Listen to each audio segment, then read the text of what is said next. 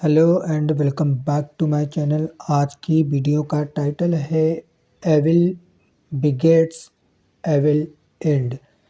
क्या मतलब हुआ इस टाइटल का? इसका मतलब हुआ कि बुराई का अंत बुरा ही होता है, या यूँ कह ले कि बुराई का परिणाम बुरा ही होता है। ठीक है दोस्तों, once there was an old hermit. Hermit का मतलब होता है साधु। ठीक है, ओल्ड यानी बूढ़ा। तो एक बार, वंस का मतलब होता है एक बार, ये एडवर्ब ऑफ टाइम है।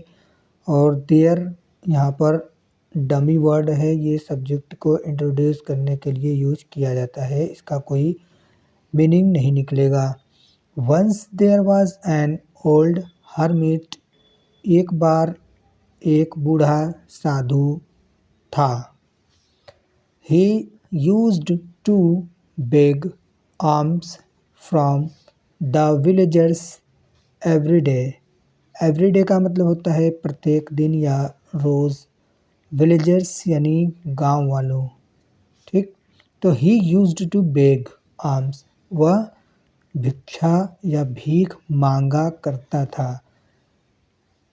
किससे? फ्रॉम लगाकर दिखाया है, फ्रॉम द विलेजर्स एवरीडे यानी गांव वालों से रोज़।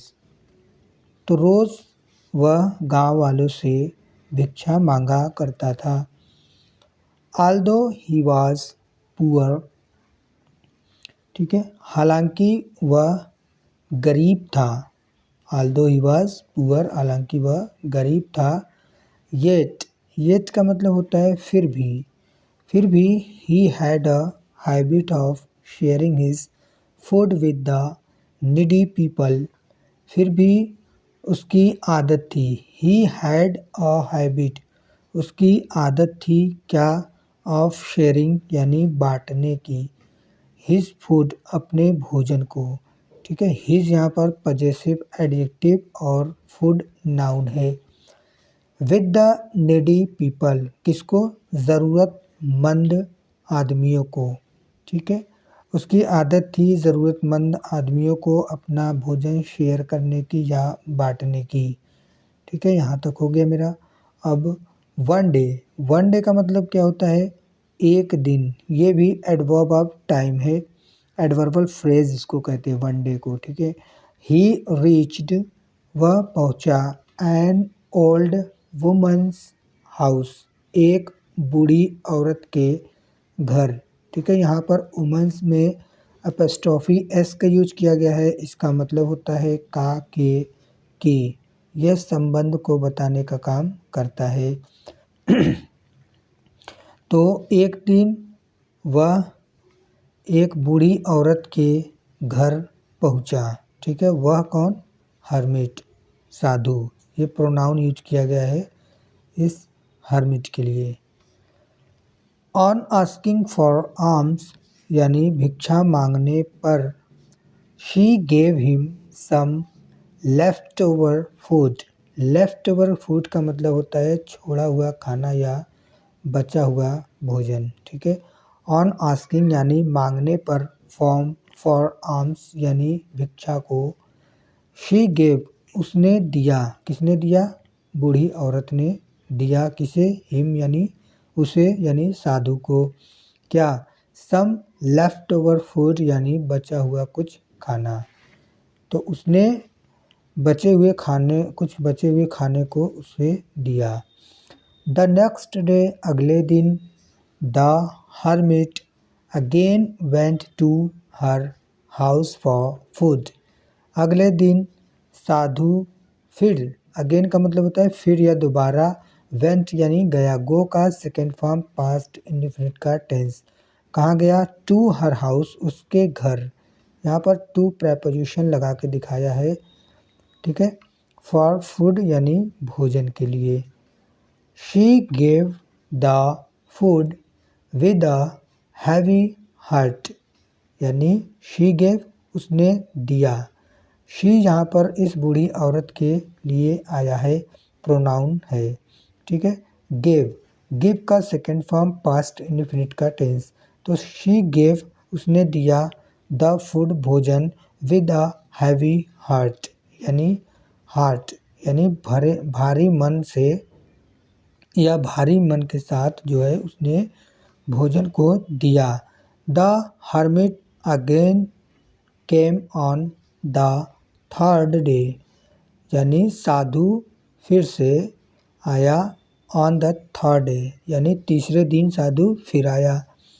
नाउ अब, नाउ क्या है, एडवर्ब ऑफ टाइम है, ठीक है, इसका मतलब होता है अब the old woman got aerated यानी इरिटेट का मतलब होता है चिढ़ गई, गॉट इरिटेड चिढ़ गई। The old woman got aerated यानी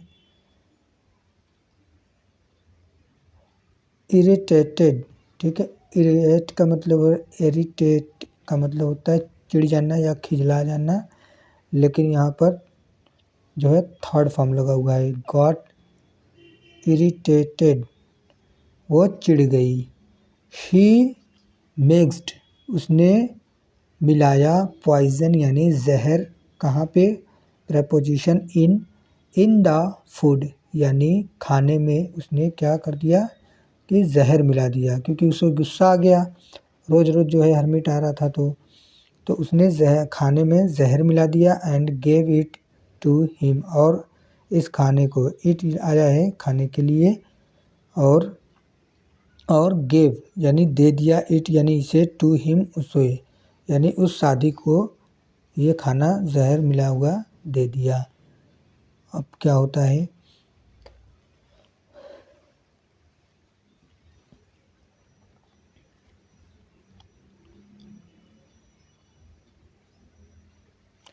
the hermit took the food साधु ने खाने को ले लिया। एंड वेंट टू हिज हट और अपने झोपड़ी में चला गया, ठीक है, वेंट गो का second form went, past indefinite का tense. As he was about to eat यानी एज का मतलब होता है जैसे ही वॉज अबाउट टू ईट वह खाने वाला था। A young man came and said एक नौजवान आदमी आया, कम का second form came, past indefinite का टेंस, आया और कहा, से का second form said, past indefinite का टेंस। आई एम हंग्री मैं भूखा हूँ। अब वो नौजवान लड़का जो है आके कह रहा है कि मैं भूखा हूँ। Please give me something to eat कृपया करके मुझे कुछ खाने के लिए दीजिए। प्लीज़ गिव मी कृपया करके दीजिए मुझे, मी यानी मुझे, समथिंग यानी कुछ चीज़, टू ईट खाने के लिए। टू ईट यहाँ पर इन्फिनिटिव वर्ब है, ठीक है। The hermit gave all the food to him साधु ने सारा भोजन दे दिया, उसे दे दिया। गिव का सेकेंड फॉर्म गेव, ठीक है। The young man at the food उस नौजवान आदमी ने, ईट का सेकेंड फॉर्म एट, खा लिया, एट का मतलब खा लिया, ईट का मतलब खाना, तो उस नौजवान आदमी ने खा लिया द फूड उस भोजन को, जो भोजन बूढ़ी औरत जो दी थी जहर मिला हुआ, उसी भोजन को जो है उस लड़के ने खा लिया। एंड डाइड इंस्टेंटली का मतलब होता है तुरंत, ठीक है, तो वो लड़का उस भोजन को खा के तुरंत उसकी मृत्यु हो गई या वो तुरंत मर गया। द हर्मिट वॉज सरप्राइज्ड यानी साधु जो थे वो आश्चर्यचकित हुए, ठीक है। Actually the young man was the old woman's son यानी उस बूढ़ी औरत का जो है लड़का था।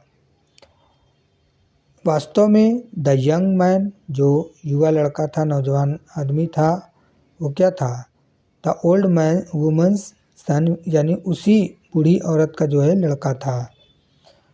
सो इसलिए या इस प्रकार the woman's evil plan resulted in the loss of her only son's life. इस प्रकार उस महिला की नापाक योजना के परिणाम स्वरूप ठीक है। रिजल्टेड यानी परिणाम स्वरूप उसके इकलौते बेटे का जो है मृत्यु हो गया, या वो इन द लॉस यानी खो गई of her only son's life यानी इकलौते पुत्र की ज़िंदगी जो है समाप्त हो गई उस जहर भरे खाने को खाने से, क्योंकि उस बूढ़ी औरत का इरादा जो था वो नापाक था, बुराई की तरफ वो बढ़ गई और इसी बुराई के चलते उसका जो है इकलौता पुत्र जो था वो खाने में जहर मिला हुआ खाना खा के उसी की मृत्यु हो गई। ये है इस स्टोरी का जो है चित्र। ये है साधु और ये लड़का जो है भूखा था, ये साधु से खाना मांगने के बाद खा के इसकी मृत्यु हो गई।